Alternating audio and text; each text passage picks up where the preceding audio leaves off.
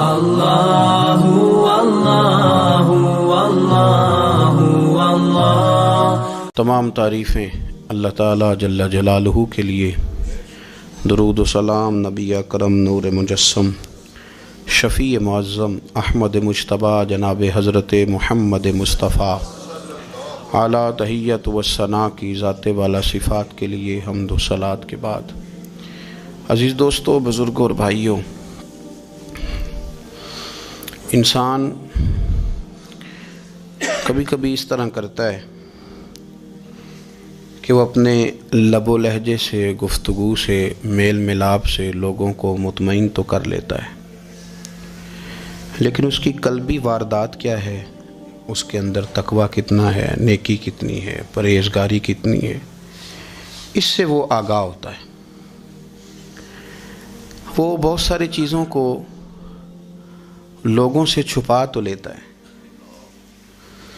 لیکن اپنے آپ سے نہیں چھپا پاتا، اپنے رب کریم سے نہیں چھپا پاتا۔ پھر یہ ہوتا ہے کہ وہ جھوٹی تسلیوں سے اور اپنے نفس کی جھوٹی دلیلوں سے اپنے آپ کو راضی کرتے کرتے اس مقام پہ پہنچ جاتا ہے کہ وہ ٹوٹ کے بکھرنے کے قریب آ جاتا ہے۔ اسلام ایمان کی، عقیدے کی، روحانیت کی بات کرتا ہے، اور یہ ساری چیزیں انسان کے دل کے ساتھ تعلق رکھتی ہیں۔ دنیا میں بہت سارے لوگ ایسے ہیں جو کسی وجہ سے اپنا دین ظاہر نہیں کر سکے، بتا نہیں سکے، لیکن ان کے اندر ایمان تھا، تو رب کریم قیامت کے دن انہیں ایمانداروں کے ساتھ ہی کھڑا کرے گا، حالانکہ وہ بتا نہیں سکے، سکھا نہیں سکے، اللہ تعالیٰ انہیں ایمانداروں کے ساتھ ہی کھڑا فرمائے گا۔ تو یاد رکھنے کی بات یہ ہے، سمجھنے کی بات یہ ہے کہ اپنی قلبی واردات پر، اپنے دل پر، اپنے باطن کی کیفیات پر نظر رکھی جائے، اور جتنی کمزوریاں اور کوتاہیاں ہیں ان سے اپنے آپ کو بچایا جائے، اور بہت ساری ایسی چیزیں جو نقصان کا باعث ہیں، ہم کہہ کے اپنے آپ کو مطمئن تو کر رہے ہیں لیکن ہمارے دل کو، روح کو نقصان دے رہی ہیں، ان سے بچا جائے۔ قرآن حکیم فرقان حمید نے ارشاد فرمایا، سورہ ملک کے اندر فرمایا، وَأَسِرُّوا قَوْلَكُمْ، تم کوئی بات چھپا کے کرو، أَوْ اجْهَرُوا بِهِ، یا اعلانیہ کرو۔ اگر سمجھنے کے لیے انسان کو کوئی چیز درکار ہو نا، تو میرا خیال ہے کہ یہ آیہ کریمہ کافی ہو جائے اس کے لیے۔ فرمایا وَأَسِرُّوا قَوْلَكُمْ، تم کوئی بات بڑی چھپا کے کرو، أَوْ اجْهَرُوا بِهِ، یا اعلانیہ کرو، یہ سمجھ لو، اس پر غور کر لو کہ إِنَّهُ عَلِيمٌ بِذَاتِ الصُّدُورِ، رب تو دلوں کے حال جاننے والا ہے۔ تم اعلانیہ کرو یا چھپا کے کرو، وہ تو جانتا ہے، علیم بذات الصدور، وہ تو دلوں کے حال جاننے والا ہے۔ تم بے شک اونچا کرو، بے شک آہستہ بولو۔ آیت نازل کب ہوئی؟ شان نزول بھی بڑا انوکھا ہے۔ مشرکین مکہ رسول کریم صلی اللہ علیہ وسلم کے بارے میں معاذ اللہ باتیں کرتے تھے، تو حضور اللہ کے دیے ہوئے علم سے انہیں جان لیا کرتے تھے۔ ایک دن وہ باتیں کر رہے تھے، تو باتیں کرتے کرتے نا مشرکین مکہ نے عجیب بات کر دی، نادان تھے نا، جانتے نہیں تھے، عجیب بات کر دی، کہنے لگے آہستہ بولو، کہیں محمد صلی اللہ علیہ وسلم کا رب سن نہ لے، آہستہ بولو، اونچی بات نہ کرو، کہیں مصطفیٰ کریم علیہ السلام کا خدا سن نہ لے۔ تو اللہ نے آیت نازل کر دی، فرمایا نادانو وَأَسِرُّوا قَوْلَكُمْ أَوْ اجْهَرُوا بِهِ، آہستہ بولو یا اونچا بولو۔ اور شارحین نے، مفسرین نے لکھا ہے نہ بھی بولو، آہستہ بولو یا اونچا بولو، یا بے شک تم کوئی بات زبان سے ادا نہ بھی کرو، إِنَّهُ عَلِيمٌ بِذَاتِ الصُّدُورِ، رب تو تمہارے دلوں کے حال جاننے والا ہے، اسے تو پتہ ہے تم نے سینے میں کیا چھپایا ہے، حسد چھپایا ہے کہ رشک چھپایا ہے، عداوت چھپائی ہے کہ محبت چھپائی ہے، اسے تو پتہ ہے، اسے خبر ہے، اس لیے کہ وہ نظر ہی تمہارے دل پہ رکھتا ہے، اسے پتہ ہے تمہارے اندر کیا ہے۔ ہم لوگوں نے نا اپنی سارے معاملات دنیا داروں سے، لوگوں سے، یاروں سے، دوستوں سے وابستہ کر لیے، ہمیں تعریف بھی بندوں سے چاہیے، ہمیں اچھے ہونے کا جو ڈگری ہے وہ بھی بندوں سے چاہیے. ہم بندے بڑے نیک ہیں، یہ بھی لوگ کہیں تو پھر ہم مطمئن ہیں. ہم صحیح راستے پہ چل رہے ہیں، یہ سند بھی بندوں سے چاہیے. ہر بات پر اعتماد خلق، ہر وقت لوگوں پر ہی دھیان، لوگوں پر ہی توجہ، لوگوں کے معاملات ہی ڈسکس کرنا. بھئی یہ تو تیرے ذمہ ہی نہیں. تجھے تو کہا گیا ہے کہ وَمَن يَتَوَكَّلْ عَلَى اللَّهِ، تو اپنے رب کی ذات پر بھروسہ کر، فَهُوَ حَسْبُ، وہ تیرے لیے دنیا میں بھی کافی ہو جائے گا، آخرت میں بھی کافی ہو جائے گا. وہ تیرے لیے کافی ہے، تیرا رب رسول. تو اللہ رسول کی جانب توجہ کر. ہماری ساری معاملات بندوں کے ساتھ مطلب فلانے کو کیا مل رہا ہے، فلانا کدھر جا رہا ہے، فلانے کے پیسوں پہ میرا کتنا حق ہے، فلانا آگے نکل گیا، فلاں پیچھے رہ گیا، فلاں نے محبت سے نہیں دیکھا، فلاں نے یہ کر دیا. ساتھ چھوڑیں، یہ تو ہر وقت تو ذکر آپ کو اللہ کا کرنا تھا. یا ایھا الذین آمنوا اذکروا اللہ ذکرا کثیرا وسبحوہ بکرۃ واسیلا. یہ جو آپ ہر وقت بندے کر رہے ہیں، یہ تو آپ کو حکم ہی نہیں ہے. آپ نے تو ہر وقت اللہ اللہ کرنی تھی. تو جو کام کرنے کا تھا وہ چھوڑ دیا، جو نہیں کرنا چاہیے تھا اس پہ بحث شروع کر دی. پھر دل کے اندر مد و جزر خراب ہوتے ہیں، قلبی واردات بگڑ جاتی ہے، حسد پیدا ہوتا ہے، انسان کو لالچ پیدا ہوتا ہے، انسان حریص ہو جاتا ہے، انسان لوگوں سے عداوتیں پال لیتا ہے. کبھی ایسا کام نہ کرے. شہد بڑا میٹھا ہوتا ہے. عرب کے اندر ایک درخت پایا جاتا تھا، ایلوا اس کو کہتے تھے. اس طرح ہمارے ہاں نیم نہیں ہوتی، کڑوا ترین اس کا ذائقہ ہوتا ہے. اور آپ کچھ دیر اس کو پانی میں ڈال دیں تو پانی بھی سارا کڑوا ہو جاتا ہے، چونکہ اس کے خمیر میں رب کریم نے کرواہٹ رکھی ہے. اور حکمت ہے، اس کرواہٹ کا بھی اپنی جگہ فائدہ ہے. لیکن حضور سید عالم صلی اللہ علیہ وسلم نے نا ایک مثال بیان فرمائی، اور وہ بڑی سمجھنے کی ہے. حضور مثالیں دیتے تھے تو کمال ہو جاتی تھی. بڑے سے بڑا ان پڑھ بندہ بھی اس کی روح تک بات اتر جاتی تھی. کریم محبوب علیہ السلام فرمانے لگے کہ اگر ایلوا درخت کے کچھ ٹکڑے شہد میں ڈال دیے جائیں نا تو شہد سے زیادہ میٹھی چیز کوئی نہیں ہوتی. تو حضور فرماتے ہیں کہ وہ ایلوا کا درخت جو ہے وہ شہد کو بھی بگاڑ دیتا ہے، اس میں کرواہٹ پیدا کر دیتا ہے. حالانکہ وہ بڑا میٹھا تھا، اپنی جگہ اس کی مٹھاس میں کوئی کسی قسم کی کمی نہیں تھی، لیکن وہ ایلوا کے درخت نے اسے بگاڑ دیا. اللہ کے محبوب فرماتے ہیں جس طرح ایلوا کا درخت شہد کو تباہ کر دیتا ہے نا، اس طرح حسد آدمی کے ایمان کو تباہ کر دیتا ہے. ایمان بڑی میٹھی چیز ہے، بڑی حسین چیز ہے، لیکن جب حسد آ گیا نا، حسد ہے کیا؟ حسد بندوں سے نہیں ہوتا، یہ سمجھ لیں. حسد کا مطلب، حسد کی لغوی تعریف یہ ہے کہ یہ سمجھ لینا کہ یا اللہ اسے نہیں دینا چاہیے تھا، مجھے دینا چاہیے تھا. یہ تعریف ہے. تو حسد ہوتا کس سے؟ حسد دراصل بندے پہ نہیں کیا جاتا. حسد کا معنی یہ ہے کہ آپ اللہ کی تقسیم پر اعتراض کر رہے ہیں. آپ کا کہنا یہ ہے کہ یا اللہ یہ تقسیم ٹھیک نہیں ہوئی، معاذ اللہ یہ ادھر چلا گیا، یہ تو ادھر آنے والی چیز تھی. تو یہ آپ نے ڈائریکٹ جو مقابلہ شروع کیا، معاذ اللہ یہ تو آپ نے اللہ کی تقسیم کے ساتھ شروع کر دی. تو پھر دل میں بگاڑ آتا ہے، پھر انسان ٹوٹ پھوٹ کا شکار ہوتا ہے، پھر وہ کمزور پڑ جاتا ہے، پھر وہ ایسی باتیں کرتا ہے جو اس کے منصب کے مطابق نہیں ہوتی، کچی بات کرتا ہے، کمزور بات. اللہ بہتر جانتے ہیں کون سی چیز اس نے کہاں رکھنی ہے. رب کی حکمت پر اور اس کی دی ہوئی توفیق پر راضی رہنا ایمان کا تقاضا ہے. لیکن ہمیں تو چاہیے تقسیم اپنی مرضی کی. ادھر کیوں چلا گیا، ادھر آنا چاہیے تھا. بھئی آپ کو یہ کس نے حق دیا ہے؟ مالک نے جو چاہا، جب چاہا، جہاں چاہا اپنے فضل سے عطا فرمایا. حسد، اور پھر اس کے اگر کوئی حسد نہیں کرتا تو لالچ شروع کر دیتا ہے. وہ کہتا ہے کہ یہ جو اس کا مال ہے اس میں میرا بھی حق تھا، یہ تو مجھے ملنا چاہیے تھا. آپ یقین کریں کہ بندے بندوں سے کم پیار کرتے ہیں، جیبوں سے زیادہ پیار کرتے ہیں. اس بندے کو تو کوئی نقصان نہیں جس کے ساتھ آپ نے تعلق رکھا ہوا ہے جیب کا، لیکن آپ بڑے کمزور ہو گئے. آپ جب لالچ کر لیا، نفسانیت میں آ گئے تو آپ کمزور پڑ گئے. آپ نے مطلب کیا، آپ کا کیا خیال تھا کہ رب کی بارگاہ سے کوئی کم ملنے والا تھا جو بندوں پہ اتنی توجہ کر لی. حضرت بہلول دانا رحمۃ اللہ علیہ نے کیا خوبصورت انداز ہے. رب کریم کے بندوں کی باتیں اللہ کے لشکروں میں سے لشکر. کیا سوچ تھی، کیا نظریہ تھا. کیوں یہ لوگ اتنے مضبوط تھے؟ فکری طور پر مضبوط تھے، فکری طور پر.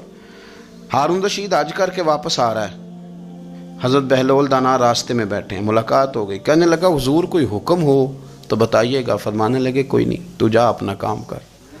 بادشاہ ہے، یا کسی کو کارڈ مل جائے تو وہ لوگوں کو دکھاتا پھرتا ہے، وزیر صاحب نے خود دیا ہے۔ بادشاہ وقت خود کہہ رہا حضرت کوئی حکم ہو تو؟ فرمایا نہیں، اللہ خیر کرے گا۔ تو کہنے لگا حضور میں نے سنا ہے آپ مقروض ہیں، تو بتا ہی دیتے۔ تو آپ مسکرا کے فرمانے لگے تیرا کیا خیال ہے بھلا؟ کہنے لگے حضور کس بابت؟ فرمانے لگے تیرا کیا خیال ہے کہ اللہ ہارون رشید کو دے گا اور بہلول دانا کو بھول جائے گا؟ تیرا کیا خیال ہے؟ رب کریم ہارون رشید کو تو دیتا جائے گا اور بہلول دانا کو بھول جائے گا؟ بادشاہ کہتا ہے کہ میں چکرا ہی گیا کہ بھلا اس سوال کا کیا جواب ہے؟ تو میں نے کہا حضور رب تو بھولنے سے پاک ہے، وہ تو کسی کو نہیں بھولتا، اسے نہ اونگ آتی ہے نہ نیند آتی ہے۔ تو فرمانے لگے جا پھر اپنا کام کر، جب مناسب سمجھے گا تو بہلول کو بھی قرضے سے نجات عطا کاری دے گا۔ تو جا اپنی ڈیوٹی کر، وہ جب چاہے گا نا تو میرے قرضے دور۔ تو کیا سمجھتا ہے کہ تجھے یاد رکھے گا مجھے بھول جائے گا؟ یہ کیسے ہو سکتا ہے؟ او یار ادھر دیکھ میری بات سن۔ او بھائی وہ تیرا میرا رب ہے، یہ ہو سکتا ہے کہ امیروں کو دے دے اور تیرے جیسے میرے جیسے غریبوں کو وہ بھول جائے؟ یہ ہو سکتا ہے؟ تو کیوں لوگوں کی جیبوں پہ توجہ، لوگوں کی جیبوں پہ نظریں، فلانے کے پاس آ گیا تو میں رہ گیا، مطلب کس لیے؟ ہمارا رب کسی کو بھولتا نہیں ہے، کسی شخص کو وہ میرا مالک اپنے فضل سے نظر انداز نہیں کرتا، وہ سب کو نوازتا ہے، لیکن اس کی حکمت کے تقاضوں کا انتظار کرنا مسلمان کی شان ہے۔ کبھی کسی حسد میں کبھی کرنا ہو تو رشک کریں، مزہ آئے گا۔ اور یہ رشک کرنے کا نا، رشک کا معنی کیا ہے؟ حسد کا معنی یا اللہ اسے نہیں دینا چاہیے تھا، مجھے دینا چاہیے تھا، اور رشک کا معنی یا اللہ تو نے دیا ہے کیا بات ہے، اسے دیا تو کیا بات، اگر تو نے دیا تو مالک جچا بھی ہے، اگر تو نے دیا ہے تو نظر بھی آیا ہے، اگر تو نے دیا ہے تو پھر کیا بات ہے، کمال ہو گئی، وہ نظر آ رہا ہے۔ اور یا اللہ اسے دیا ہے تو میں بھی تیرا بندہ ہوں، اسے بھی اور دے اور مجھے بھی عطا فرما۔ یہ رشک ہے۔ رشک کا نا حضور نے حکم دیا ہے، نبی پاک نے رشک کا۔ ہمارا یہ مسئلہ ہے کہ ہم نا جو کرنے والا کام ہے وہ نہیں کرتے، رشک کریں۔ بخاری مسلم میں حدیث ہے، نبی پاک صلی اللہ علیہ وسلم نے فرمایا 2 بندوں پر رشک کرو۔ کہو کیا بات؟ رشک کرو 2 بندوں۔ یا رسول اللہ کون کون سے؟ فرمایا ایک وہ مالدار جسے اللہ دولت دے اور وہ صبح بھی رب کے رستے میں خیرات کرے اور شام بھی رب کے رستے میں خیرات کرے، یہ قابل رشک ہے۔ کہو تیری کیا بات ہے بھائی، کیا تجھے اللہ نے نوازا ہے، اور اس پر رشک کرو کو یا اللہ اسے اور دے تاکہ یہ تیرے بندوں پہ اور اثار کرے اور تیرے بندوں پہ سخاوت کرے، اور اللہ اس کے فعل تصدق ہمیں بھی عطا فرما۔ اور حضور فرماتے ہیں ایک مالدار پر جو صبح و شام سخاوت کرے، اور ایک اس عالم پر جسے اللہ قرآن کا علم دے، وہ صبح بھی لوگوں کو قرآن مجید کے ترجمے، تفسیریں، قرآن کے درس سکھائے، اور شام بھی لوگوں کو قرآن مجید کے درس عطا فرمائے۔ اس پر رشک کرو، کہو کیا بات ہے یار تیری، تجھے اللہ نے کتنا نوازا۔ قابل رشک لوگوں پر رشک کرو، ان کی تعریف کرو، ان کے لیے اچھے کلمات ادا کرو۔ معاشرے میں حسد پرموٹ ہوا ہے، اگر کبھی رشک پرموٹ ہوتا نا تو عزتیں بڑھ جاتی، محبتیں بڑھ جاتی، خلوص میں اضافہ ہوتا، لوگ ایک دوسرے کے قریب آتے۔ ہم نے کسی فضیلت والے کی فضیلت کو تسلیم کرنے سے انکار کر دیا، ہم نے کسی بڑائی والے کی بڑائی کو تسلیم کرنے سے انکار کر دیا، ہم نے حسد کیا، ہم نے لالچ کیا، ہم حریص ہوئے۔ اس کا نقصان یہ ہوا کہ لوگ ایک دوسرے کے پاس رہتے ہوئے پاس نہیں رہتے، ایک دوسرے کے ساتھ وقت گزار رہے ہوتے ہیں لیکن ان کے بارے میں رویے ان کے سخت ہوتے ہیں، لب و لہجہ تلخ ہوتا ہے، جب وہ کسی کے بارے میں بے لاگ تبصرہ پوچھا جائے تو غلط باتیں کریں۔ رشک کریں، دیکھیں نا حضرت ابو بکر صدیق رضی اللہ، حضرت عمر فاروق رضی اللہ، ساری زندگی دوڑ لگی رہی۔ حضرت عمر کہتے ہیں میں نے ساری زندگی دوڑ لگائی ہے کہ ابو بکر سے آگے گزر جائیں، لیکن یہ دوڑ حسد والی نہیں، یہ رشک والی۔ فرماتے میرا دل کرتا تھا کہ میں نیکیوں میں ابو بکر سے آگے گزر جاؤں، حضور کے عشق میں ابو بکر سے آگے گزر جاؤں، نبی پاک علیہ السلام کی اولاد کی محبت میں ابو بکر سے آگے گزر جاؤں، میں نا خیر کے کاموں میں آگے گزروں۔ کہتے میرا ساری زندگی رشک کا رشتہ رہا، یہ رشتہ شاندار ہے، اس پر عمل کریں، اس پر توجہ کریں، بجائے اس کے کہ یہ کہنا کہ استاد جی کا فلانے سے زیادہ پیار ہے، پیار کی وجوہات تلاش کر، مرشد فلانے پہ نظر رکھتے ہیں تو میرے بھائی وہ نوٹوں کی وجہ سے نظر نہیں رکھتے، تو وجہ تو تلاش کرنا، وجہ کیا ہے؟ تو اپنے آپ کو اس طرح کا بنا، تو اس طرح کی کیفیات پیدا کر اپنے اندر۔ ہم کیا کرتے ہیں کہ رشک کرنے کی بجائے حسد کرتے ہیں۔ حسد نہیں کریں، اپنے آپ کو سنواریں، وہ رشک کی وجہ سے آپ سنوار سکتے ہیں۔ نبی پاک علیہ السلام کی پیاری زوجہ ام المومنین سیدہ عائشہ صدیقہ، بڑی شان ہے اس خاتون کی، بڑی عظمت ہے ان راہوں کے صدقے جن رستوں سے سیدہ پاک کی سواریاں گزرا کرتی ہیں۔ کیا درجہ اللہ نے دیا ہے سیدہ عائشہ صدیقہ کو، کہتی ہیں حضور کا وصال میری گود میں ہوا ہے۔ اور مولا علی شیر خدا فرماتے ہیں میں نے حضور کو سب سے زیادہ عائشہ صدیقہ سے پیار کرتے ہوئے دیکھا، اور عائشہ صدیقہ رضی اللہ تعالیٰ عنہ فرماتی ہیں میں نے حضور کو سب سے زیادہ فاطمہ الزہرا سے پیار کرتے دیکھا۔ یہ الگ ماحول ہے ان کا آپس میں۔ تو حضرت عائشہ صدیقہ اتنا بڑا مقام، لیکن وہ فرماتی ہیں میں نے ساری زندگی سیدہ خدیجۃ الکبریٰ پر رشک کیا۔ میں نے کہا کیا بات تھی اس خاتون کی جو وصال کر گئیں، لیکن شاید کو دن خالی جاتا ہو کہ مدینے والے ان کی وفاؤں کا ذکر نہ کرتے، شاید کوئی خالی دن جاتا۔ کہتی ہے میں نے اتنا قابل رشک ماحول نہیں دیکھا۔ ایک دن حضور گھر میں گوشت لائے اور مجھ سے فرمایا عائشہ گوشت پکاؤ، تو میں اسے صاف کرنے لگی تو حضور فرمانے لگے شوربہ ذرا زیادہ کرنا۔ تو میں نے عرض کی حضور کیا کچھ مہمان آئیں گے گھر میں؟ تو فرمایا نہیں عائشہ، مدینہ منورہ میں نا مجھے پتہ چلا ہے خدیجۃ الکبریٰ کی کچھ سہیلیاں آئی ہیں، تو شوربہ بنا، میں انہیں پہنچاؤں گا، خدیجہ کی سہیلیوں کو شوربہ زیادہ پکا ذرا۔ تو حضرت عائشہ صدیقہ کہتی ہے میں نے بڑے نرم لب و لہجے میں بڑی بنا سوار کے مسجع مکفہ چن کے جملے بات کی۔ میں نے عرض کی حضور سنا ہے وہ آپ سے 15 سال عمر میں بڑی تھیں، نکاح بھی پہلے ہو چکا تھا، اور بتاتے ہیں لوگ کہ بظاہر کوئی حسن و جمال بھی اس ماحول کا نہیں تھا۔ حضور اللہ نے آپ کو جوان اور خوبصورت بیویاں دی ہیں، پر میں جب بھی سنتی ہوں جناب خدیجہ کا ذکر ہی سنتی ہوں۔ میں نے رشک کے انداز میں کہا، کہتی میں بات کیا کہ خاموش ہو گئی، اور جب میں نے نظر اٹھا کے دیکھا تو حضور کی آنکھوں میں آنسو۔ نبی پاک صلی اللہ علیہ وسلم کا یہ انداز دیکھا تو میں نے کہا حضور میں رب رسول کی بارگاہ میں توبہ کرتے ہیں، اب تو رو دیے۔ تو حضور فرمانے لگے عائشہ یہاں جو بھی آیا ہے نا وہ سکھوں اور آسانیوں کے دنوں میں آیا ہے، اور خدیجہ میری ان دنوں کی ساتھی تھی جو میرے تکلیف کے دن تھے، میری آزمائشوں کی، میری پریشانیوں کی میری ساتھی تھی۔ جب لوگ مجھے تکلیف دیتے تھے میں گھر جاتا تھا تو مجھے کہتی تھی حضور آپ تو صلہ رحمی کرتے ہیں، غریبوں کا بوجھ اٹھاتے ہیں، آپ تو لوگوں کے ساتھ محبت سے پیش آتے ہیں، حضور آپ پریشان نہ ہو، آپ کا رب آپ کو ہمیشہ عزتیں ہی عطا فرمائے گا۔ فرمایا وہ میری تکلیفوں کی اسے کیسے؟ میرے بھائی رشک کیا لوگوں نے ایک دوسرے پر، حسد نہیں کیا۔ ہم تو نا جی اپنی مرضی کے فیصلے کرتے کرتے پیچھے رہ گئے۔ ہم نے لوگوں کو پیچھے کرنے کا سوچا تھا لیکن ہم سب سے پیچھے رہ گئے۔ ہم نے سیاست اور سازش کی تھی کہ کچھ لوگوں کے دلوں پہ پیر رکھ کے میں اپنا قد اونچا کروں گا، کچھ کے سینوں پہ پیر رکھ کے، لیکن ایسا نہیں ہوتا، یہ ہوتا نہیں۔ آپ کسی کی جگہ نہیں لے سکتے، اس لیے کہ رب نے سب کی جگہ اپنی اپنی بنائی ہوئی، سب کی جگہ۔ ہاں ایسا ضرور ہوتا ہے کہ کئی دفعہ نا ہم اپنے مقام کو گرا لیتے ہیں۔ وہ کسی نے کہا تھا کہ ایسا نہیں کہ تیری جگہ کوئی اور آ گیا، لیکن تیرا مقام بھی اب تیرا نہیں رہا۔ ہوتا یہ ہے کہ ہم نہ گرا لیتے ہیں اپنے آپ کو۔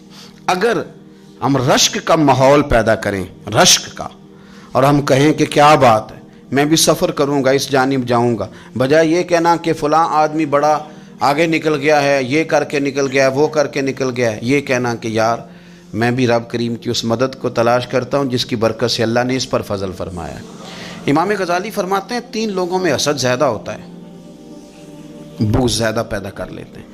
اب چونکہ مضمون ہے تو ساری بات کھول کے ہی کرنی پڑے گی نا۔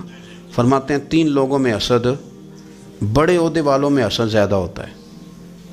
یعنی صوبائی وزیر کہتا ہے کہ حق میرا ویسے وفاقی وزیر کا تھا، اور وفاقی وزیر کہتا ہے کہ جتنا میرا تجربہ ہے نا مجھے بنایا وزیر اعظم ہی جاتا تو بات ٹھیک تھی۔ حسد زیادہ، بڑے عہدوں والوں میں حسد، اور امام غزالی فرماتے ہیں مالداروں میں اثر زیادہ ہوتا ہے۔ غریب نے غریب سے کیا جلنا ہے؟ جلنے کو شے ہی کوئی نہیں، کس سے جلیں گے؟ تو غریب تو بیچارہ 4 روٹیاں ہوتی ہیں تو وہ کہتا ہے چلو ٹھیک ہے آ جاؤ، دونوں مل کے بیٹھ جاتے ہیں۔ غریبوں کے دوست بھی غریب۔ امیر حسد کرتے ہیں، وہ سودے پہ سودا کرتے ہیں، وہ ایک دوسرے کی کمزوریاں بیان کرتے ہیں۔ میں نے گاہکوں کو نفع لیتے دیکھا ہے، فلانے سے مال لیتے تھے جی، اس نے بڑا تنگ کیا تو کہتا ہے اسی طرح کا تو مجھ سے خریدا کر۔ لوگ استعمال کر جاتے ہیں، وجہ بیچ میں کیا ہوتی ہے؟ حسد، عداوت، خرابی ہوتی۔ اور تیسری بات امام غزالی نے شاید میرے لیے کہی ہے، امام غزالی فرماتے ہیں علماء میں حسد بڑا ہوتا ہے، عہدیداروں میں، مالداروں میں اور علم والے لوگوں میں۔ وہ بھی اللہ کی تقسیم پر راضی نہیں ہوتے، چونکہ وہ سمجھتے ہیں مجھے یہ لفظ آتے ہیں، میری قابلیت زیادہ ہے، میں زیادہ پڑھا لکھا ہوں تو یہ منصب بھی میرا تھا، یہ کام بھی میرا تھا، یہ بھی میرے پاس ہونی چاہیے۔ ایسا نہیں ہوتا، یہ تو رب کریم کی عطا ہے۔ میں کئی دفعہ کہہ چکا ہوں کہ کام لینے پہ آئے تو میرے جیسے بیکار آدمی سے کام لے لے، یہ اس کی عطا ہے۔ اب ہمیں کرنا کیا ہے؟ ہمیں اس کی تقسیم پر راضی رہنا ہے، اس کی تقسیم پر قربان جائیں۔ رسول پاک علیہ السلام سے صحابی نے پوچھا حضور عزت کیا ہے؟ فرمایا جو رب نے تجھے دیا اس پہ راضی ہو جا، اللہ عزت عطا کر دے گا۔ قناعت کر، جو اللہ نے تجھے دیا اس پر قناعت کر، اللہ تجھے عزت دے دے گا۔ حضور ذلت کیا ہے؟ فرمایا لوگوں سے لالچ نہ رکھنا، تو ذلیل ہو جائے گا، لالچ نہ کر۔ تیزی کے ساتھ پروموٹ ہوتی ہیں چیزیں، ہمیں سازش کرنی آتی ہے، ہمارا خیال ہوتا ہے کہ میں نے دوسروں کے پیسوں پہ کاروبار کرنا ہے، ہمارا خیال ہوتا ہے کہ پالٹی ڈال کے روٹی کھانی ہے، ہمارا خیال ہوتا ہے کہ کسی بندے کو کس طرح استعمال کرنا ہے۔ یاد رکھ لینا، کبھی بات نہ بھولنا، جو لوگوں کو استعمال کرنا چاہتا ہے وہ ساری زندگی استعمال ہوتا رہتا ہے۔ جو کسی شخص کو کسی مقام پر رسوا کرنا چاہتا ہے اپنی عزت بچا نہیں پاتا۔ جو آدمی لوگوں کو حقیر جانتا ہے اللہ اسے کبھی عزتیں عطا نہیں کرتا، وہ گڑھوں کے اندر گرتا چلا جاتا ہے۔ یاد رکھیں جو عزتیں دینی شروع کر دے رب اسے باعزت بنا دیتا ہے، جو پیار کرنا شروع کر دے معاشرے میں لوگ اس سے پیار کرنے لگ جاتے۔ جو کسی دیکھیں اگر ہم وہاں سے مانگے جہاں سے سب کو ملتا ہے تو پھر بندوں پر اتنی نظر رکھنے کی ضرورت باقی رہتی نہیں ہے۔ ادھر دیکھیں رشک کریں گے تو لالچ سے بھی بچیں گے، حسد سے بھی بچیں گے۔ بخاری مسلم میں حدیث ہے، حضرت ابو ہریرہ رضی اللہ تعالیٰ عنہ کہتے ہیں ہم حضور کی بارگاہ میں حاضر تھے تو کچھ غریب لوگ حاضر ہوئے، غربا۔ انہوں نے عرض کی یا رسول اللہ صلی اللہ علیہ وسلم ایک گزارش کرنے آئے۔ حضور نے فرمایا کہو۔ یا رسول اللہ امیر تو ہم سے آگے نکل گئے۔ حضور نے فرمایا کس بات میں؟ عرض کی حضور نمازوں میں نہیں ہم گزرنے دیتے، اتنے نفل وہ پڑھتے ہیں اتنے ہم بھی پڑھ لیں گے۔ صحیح بتانا صحیح، آج کل یہ نمازوں کا مقابلہ بھی ہے کہ نفل میں نے زیادہ پڑھنے، عبادت میں نے۔ ہمارے صاحب رحمۃ اللہ علیہ فرمایا کرتے تھے آستانوں پہ گدی نشینوں کا تو رولا ہوتا ہے، اللہ اللہ کرنے کا رولا نہیں ہوتا۔ یہ تو شور ہوتا ہے کہ سجادہ میں ہوں سجادہ، اور سب نے کوئی نہ کوئی کہانی سنائی ہوتی، کہتے نہیں ابا جی مجھے کہہ گئے تھے کان میں، دوسرا کہتا نہیں مجھے لکھ کے دے گئے تھے، تیسرا کہتا تمہیں تو پتہ ہی نہیں، تم تھے ہی نہیں، عمرے پہ تو میرے ساتھ گئے تھے، جو میرے ساتھ ان کا معاہدہ ہوا وہ خانہ کعبہ میں ہوا ہے، لہذا میرا پہلا نمبر ہے۔ سب کے پاس کوئی نہ کوئی معاملہ ہوتا ہے، یہ سارے کام کوئی ضروری نہیں۔ ضروری کیا ہے کہ وہ جو کہتے تھے کرو، جس نے سب سے زیادہ کر کے دکھایا وہ زیادہ جانشین ہے، وہ زیادہ جانشین ہے جس نے زیادہ کر کے دکھایا۔ معاملہ تو یہ ہے کہ اس رستے پہ کس نے چلنا ہے۔ لوگ تو سجادہ نشینی سے بھاگا کرتے تھے، بھاگتے تھے۔ حضرت ابو بکر صدیق رضی اللہ تعالیٰ عنہ کا وصال ظاہری ہوا تو حضرت عمر خلیفہ بنے، تیسرا دن تک خلیفہ بنے ہوئے، 2-3 چھوٹی چھوٹی بچیاں آ گئیں، چاچا جان آپ خلیفہ بنے؟ فرمایا ہاں۔ چلو پھر عصر کے بعد ابو بکر ہمارے گھر جاتے تھے۔ فرمایا پتر تمہارے گھر کیا ہے؟ کہنے لگی ہم یتیم ہیں، ہمارا بھائی کوئی نہیں۔ ابو بکر روز عصر کے بعد آتے تھے، ہماری بکریوں کا دودھ دھو کے ہمیں دے جاتے تھے، کچھ بیچ کے گزارا کر لیتی تھیں، کچھ پی لیتی تھیں۔ چچا 3 دن ہو گئے، میری اماں بھی روتی ہے، بہنیں بھی روتی ہیں، آپ چلیں گے؟ تو جناب سیدنا عمر فاروق کہتے ہیں میں نے دستار سر پہ رکھی اور پٹکا میں نے اپنے کندھے پہ رکھا، بیٹیاں آگے آگے میں پیچھے پیچھے روتے جا۔ ایک صحابی نے پوچھا عمر کیوں رو رہے ہو؟ کہنے لگے یار یہ ابو بکر کتنا مشکل رستہ دے کے گیا، کتنا مشکل رستہ ہے اس کے طریقے پہ چلنا۔ یہ لوگ تو سجادہ نشینی اتنا کٹھن کام تھا، لوگ بھاگا کرتے تھے. شوق آ گیا. اب رسول کریم علیہ السلام کے حضور ناز حاضر ہو کے عرض کی حضور امیر آگے گزر گئے، نمازوں میں نہیں ہم گزرنے دیتے، ہم ان سے زیادہ پڑھیں گے، نفلوں میں نہیں گزرنے دیتے، زیادہ پڑھیں گے. یا رسول اللہ صلی اللہ تعالی علیہ وسلم ہم انہیں نا تلاوت قرآن پاک میں نہیں آگے گزرنے دیں گے، وہ ہم زیادہ پڑھیں گے. لیکن حضور وہ مالدار ہیں، غلام آزاد کرتے ہیں، صدقات کرتے ہیں، خیرات، اس کا ہم کیا کریں؟ حضرت سیدنا ابو ہریرہ فرماتے ہیں کہ جواب تو حضور نے بعد میں دینا تھا، پر جب ان کا سوال ختم ہوا تو میں نے حضور کا چہرہ نور دیکھا تو رسول پاک کا چہرہ خوشی سے کھلتا ہوا مجھے نظر آیا. گویا یہ جو رشک ہے نا کہ نیکی میں آگے گزرنا، یہ حضور کو اتنا پسند آیا کہ ان کے سوال سے حضور بڑے راضی ہوئے. کریم فرمانے لگے، حضور فرمانے لگے میں تمہیں ایک وظیفہ بتاتا ہوں، تم وہ پڑھو، امیر جتنی بھی نیکیاں کریں گے نا اللہ تمہیں ان کے برابر ثواب دے دے گا. لے لو نسخہ، یہ کرو کام. یا رسول اللہ بتائیں، فرمائے رات کو نا 33 بار سبحان اللہ پڑھا کرو، 33 بار الحمدللہ پڑھا کرو، 34 بار اللہ اکبر پڑھا کرو. اب جتنی بھی نیکیاں امیر کریں گے نا تمہارے وظیفے کی برکت سے اللہ تمہیں ان کے برابر ثواب عطا کر دے. اب جناب ابو ہریرہ کہتے میں نے ان کے چہرے دیکھے تو مجھے یوں محسوس ہوا کہ جس طرح کسی بندے کی کھوئی ہوئی رقم مل جائے تو وہ راضی نہیں ہوتا. کھوئی ہوئی رقم مل جائے تو بڑا جیسے کوئی اس کے ہاتھ چلیں اپنا ترجمہ کر لیتے ہیں، کمیٹی نکلنے پہ نہیں بندہ بڑا راضی ہوتا کہ 11 مہینے سے دے رہا تھا، 10 مہینے سے چلو نکل ہی آئی ہے، شکر ہے اللہ کا. بڑا خوش ہوتا ہے بندہ، بڑا راضی ہوتا ہے. اس طرح ان لوگوں کے چہرے کھل اٹھے. کیا بات ہے حضور، بس اب نہیں ہم گزرنے دیتے. گھر چلے گئے، وظیفے پڑھنے لگے. کچھ دنوں کے بعد ان میں سے کچھ لوگ واپس آئے. حضرت ابو ہریرہ کہتے ہیں مجھے چونکہ وہ پرانی بات یاد تھی تو میں دلچسپی سے ان کا آنا جانا دیکھنے لگا. وہ کریم کی بارگاہ میں آ کے بیٹھے تو ان میں سے ایک شخص بڑی پریشانی کے ساتھ کہنے لگا حضور بڑی پریشانی لگ گئی. فرمایا کیا ہوا؟ عرض کی یا رسول اللہ صلی اللہ علیہ وسلم وہ جو آپ نے وظیفہ بتایا تھا نا، میرے کچھ پڑوسی امیر ہیں وہ تو انہوں نے بھی سن لیا ہے. حضور رات میں نے سنا ہے وہ مالدار بندہ ہے، صدقے خیرات بھی بڑے کرتا ہے، غلام بھی بڑے آزاد کرتا ہے، پر وہ بھی سوتے وقت 33 بار سبحان اللہ پڑھ رہا تھا. وہ تو اس نے بھی سن لیا حضور، وہ بات یہاں سے نکلی ہے، جانے کہاں کہاں پہنچ گیا تو وہ بھی پڑھ رہا تھا. حضور اب کیا بنے گا؟ تو کہتے ہیں اس کے سوال پر بھی میرے حضور بڑے ہی مسکرائے. باقاعدہ دہک ہو گیا حضور کے، دہک ہو گیا. سرکار کھول کے نہیں مسکراتے تھے، لیکن آج حضور اتنا مسکرائے کہ میں نے حضور کے مقدس دانتوں کی زیارت کر لی. دہک ہو گیا باقاعدہ حضور کا. حضور فرمانے لگے انہوں نے بھی سن لیا حضور، اور سن کے پڑھنا بھی شروع کر. اب بات کو سمجھیں کہ کسی امیر نے یہ نہیں کہا کہ یہ تو غریب کے لیے وظیفہ تھا. میں کہتا ہوں اللہ اللہ کا مزاج ہی نہیں.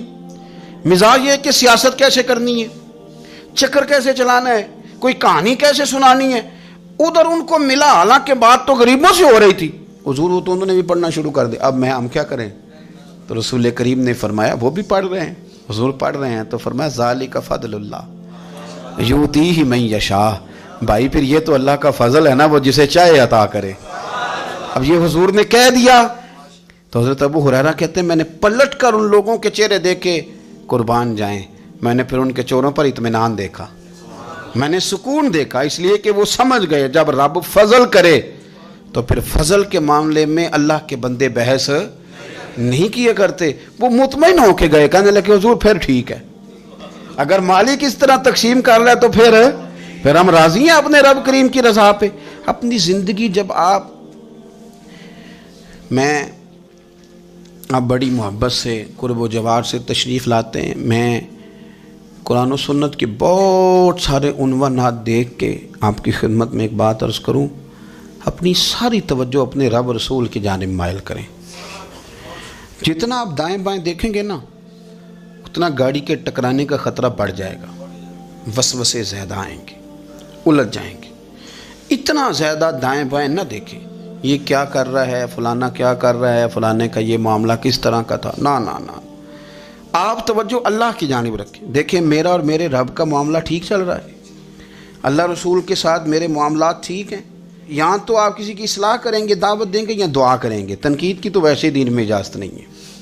آپ نے یہاں کسی کی اصلاح کرنی اور وہ درد کے ساتھ کرنی، اور یہاں کسی کے لیے دعا کرنی ہے کہ یا اللہ اس بندے پہ رحم فرما، اسے بدل دے۔ تنقید کی اور طنز کی تو اجازت، اپنا معاملہ رب کریم کے ساتھ، ہماری سوچیں کس طرح کی ہیں، ہمارے اندر ماحول کس طرح کا ہے، وہ چونکہ دلوں کے حال جانتا ہے۔ اور نبی پاک صلی اللہ علیہ وسلم نے فرمایا نہ تمہاری جیبیں دیکھتا ہے نہ تمہارے چہرے دیکھتا ہے، وہ تو جب دیکھتا ہے تمہارا دل دیکھتا ہے۔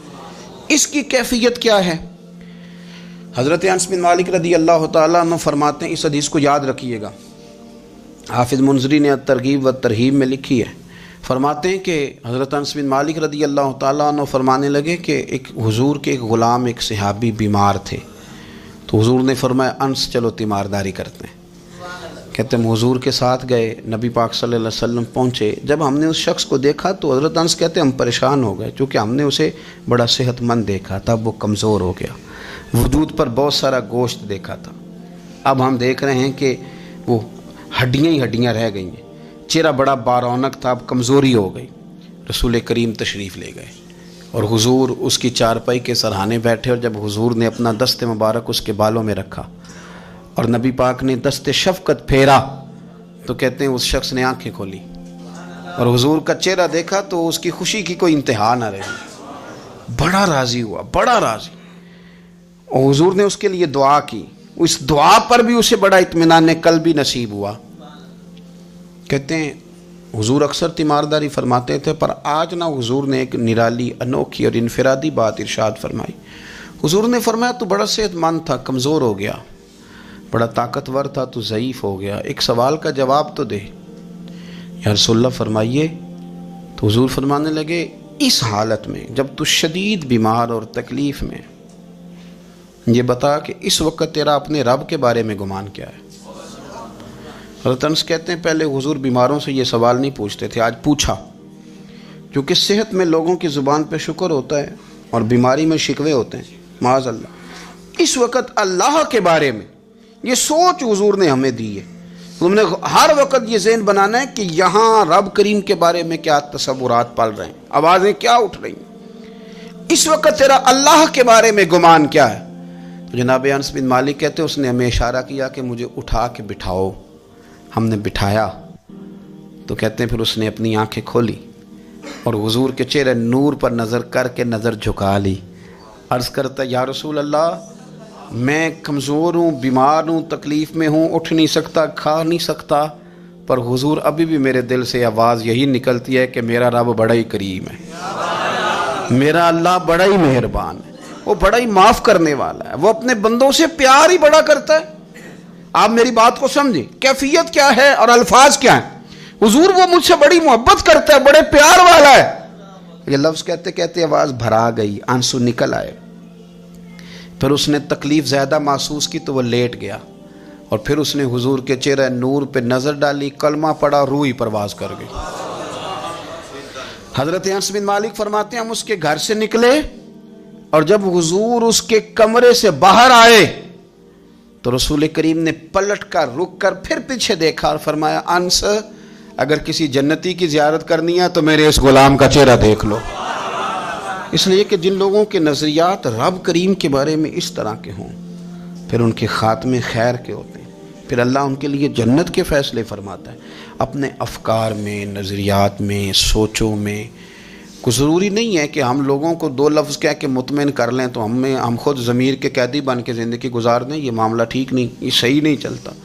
آپ اپنی قلبی واردات پر، قلبی خیالات اور تصورات پر کڑی نگرانی رکھیں گے، آپ دیکھیں گے کہ کہاں یہ مجھے خرابی کی طرف لے کر کے جا رہا ہے، کہاں یہ بدگمانیاں پیدا کر رہا ہے، کہاں یہ خرابیاں لا رہا ہے، یہ سختی پیدا کر دے گا، نفرتوں کو، لالچ کو، حسد کو، عداوت کو یہ بڑھا دے گا۔